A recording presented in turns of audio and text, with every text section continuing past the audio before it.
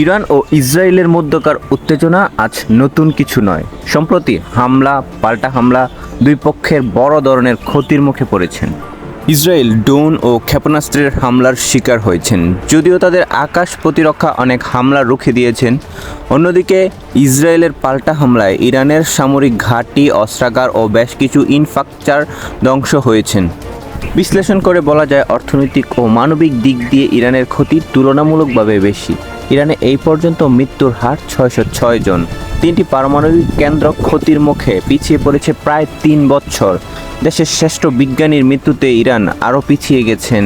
ইরানের উপর আগে থেকে আন্তর্জাতিকভাবে নিষেধাজ্ঞা ছিল, এখন যুদ্ধের খরচের চাপ আরও বেশি।